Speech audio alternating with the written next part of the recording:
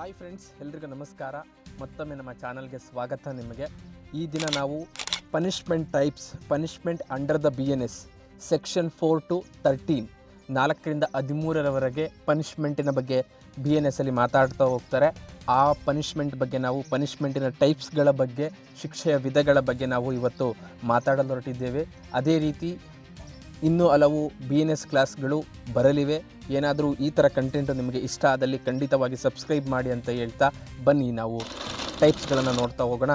Section 4ರಿಂದ 13ರವರೆಗೆ punishment ಬಗ್ಗೆ BNS ಅಲ್ಲಿ ಮಾತಾಡ್ತಾ ಹೋಗ್ತಾರೆ. ಅವುಗಳಾವು ಅಂತ ನೋಡ್ತಾ ಹೋದಾಗ death penalty, imprisonment for life.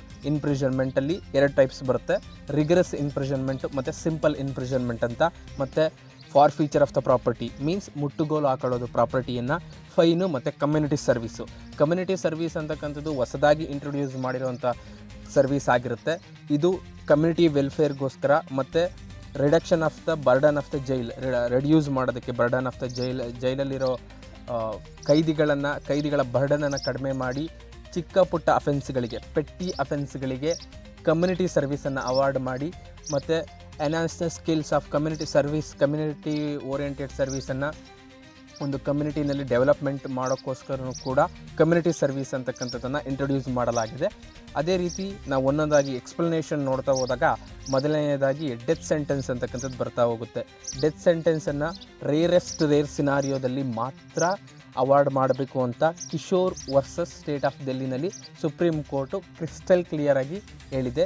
ಅದೇ ರೀತಿ ನೀವು ನೋಡ್ತಾ ಹೋಗ್ಬೋದು, ನಿರ್ಭಯಾ ಕೇಸಲ್ಲೂ ಕೂಡ ಸುಪ್ರೀಂ ಕೋರ್ಟು ಕ್ಲಿಯರಾಗಿ ಹೇಳಿತ್ತು, ರೇರ್ ಸಿನಾರಿಯೋ ಮತ್ತು ಒಂದು crime that should happen in the brutality and cruelty ಇರಬೇಕು.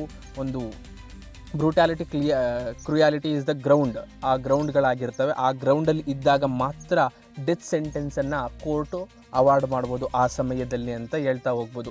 ಇಂಪ್ರಿಸನ್ಮೆಂಟ್ ಫಾರ್ ಲೈಫ್ ಅಂತ ನೋಡ್ತಾ ಹೋದಾಗ remaining period of the person natural life means until naturally ಅವನು ಡೆತ್ ಆಗೋವರೆಗೂ ಕೂಡ ಅವನು ಪ್ರಿಸನಲ್ಲೇ ಇರೋದನ್ನು ಇಂಪ್ರಿಸನ್ಮೆಂಟ್ ಫಾರ್ ಲೈಫ್ ಅಂತಕ್ಕಂಥದ್ದನ್ನು ನಾವು ನೋಡ್ತಾ ಹೋಗ್ಬೋದು. ಅದರಲ್ಲಿ 2 ಟೈಪ್ಸ್ಗಳಲ್ಲಿ ನೋಡ್ತಾ ಹೋದಾಗ ರಿಗರಸ್ ಇಂಪ್ರಿಸನ್ಮೆಂಟ್ ಮತ್ತು ಸಿಂಪಲ್ ಇಂಪ್ರಿಸನ್ಮೆಂಟ್ ಅಂತ ಬರುತ್ತೆ.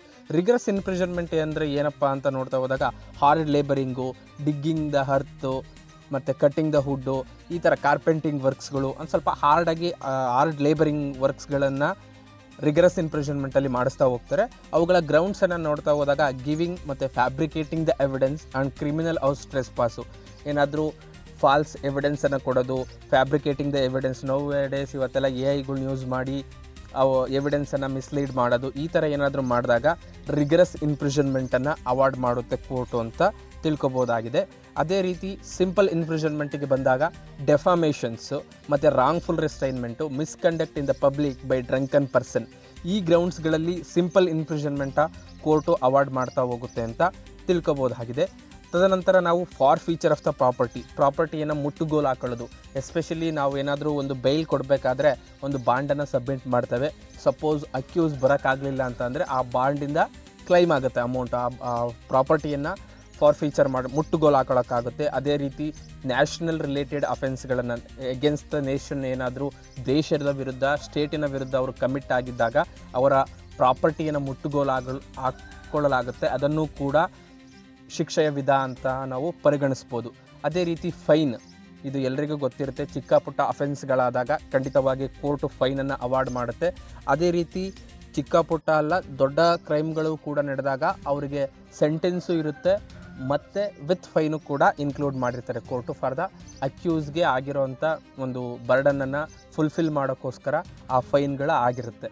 ಅದೇ ರೀತಿ ಕಮ್ಯುನಿಟಿ ಸರ್ವೀಸ್, ನಾನು ಆವಾಗಲೇ ಹೇಳಿದ ಹಾಗೆ ಕಮ್ಯುನಿಟಿ ಸರ್ವೀಸ್ ಅಂತಕ್ಕಂಥದ್ದು ಹೊಸದಾಗಿ ಇಂಟ್ರೊಡ್ಯೂಸ್ ಮಾಡಿರೋಂಥ ಸರ್ವೀಸು. ಇದನ್ನು 6 ಮಾರ್ಕ್ಸ್ಗೆ ಇಲ್ಲಿನವರೆಗೂ ಕೇಳಿಲ್ಲ, ಮುಂದೆ ಕೇಳೋವಂಥ ಚಾನ್ಸಸ್ ಇದೆ. ಬಿಕಾಸ್ ಇದು ಹೊಸ ಸೆಕ್ಷನ್ ಆಗಿರೋದ್ರಿಂದ. Public servant unlawfully engaging in the trade, ಈ ಗ್ರೌಂಡ್ಸಲ್ಲಿ ಮತ್ತು ಡೆಫಾಮೇಷನ್ ಕೇಸಲ್ಲಿ misconduct in the public by drunken person, ಈ ಸಿನಾರಿಯೋದಲ್ಲಿ ಡ್ರಂಕನ್ ಪರ್ಸನ್ನಿಂದ ಏನಾದರೂ ಮಿಸ್ಬಿಹೇವ್ ಆಗಿದ್ದರೆ, ಡೆಫಾಮೇಷನ್ ಕೇಸ್ಗಳು, ಚಿಕ್ಕ ಪುಟ್ಟ ಥೆಫ್ಟ್ ಕೇಸ್ಗಳು ಮತ್ತು ಪೆಟ್ಟಿ ಅಫೆನ್ಸಸ್, ಆ ಅಫೆನ್ಸ್ ಅಂಡರು ಕಮ್ಯುನಿಟಿ ಸರ್ವೀಸ್ ಅಂತಕ್ಕಂಥದ್ದನ್ನು ಕೋರ್ಟು ಕೆನ್ ಅವಾರ್ಡ್, ಆ ಸಮಯದಲ್ಲಿ ಮಾತ್ರ ಅವಾರ್ಡ್ ಮಾಡ್ಬೋದು ಅಂತ ಕ್ರಿಸ್ಟಲ್ ಕ್ಲಿಯರ್ ಆಗಿ ಸೆಂಟ್ರಲ್ ಗೌರ್ಮೆಂಟು ಗೈಡ್ಲೈನ್ಸನ್ನು ಕೊಟ್ಟಿದೆ.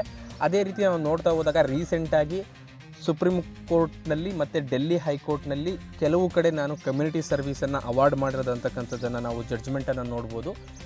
ರೇರಾಗಿ ನಾವು ಬೇರೆ ಹೈಕೋರ್ಟ್ಗಳಲ್ಲಿ ಕಡಿಮೆ, ಬಟ್ ಡೆಲ್ಲಿ ಮತ್ತು ಸುಪ್ರೀಂ ಕೋರ್ಟ್ಗಳಲ್ಲಿ ಈ ಕಮ್ಯುನಿಟಿ ಸರ್ವೀಸ್ ಅವಾರ್ಡನ್ನು ಜಾಸ್ತಿ ಮಾಡಿದ್ದಾರೆ. ಅದೇ ರೀತಿ ಈ 5 ಪನಿಷ್ಮೆಂಟಿನ ಟೈಪ್ಸ್ಗಳಾಗಿರ್ತವೆ.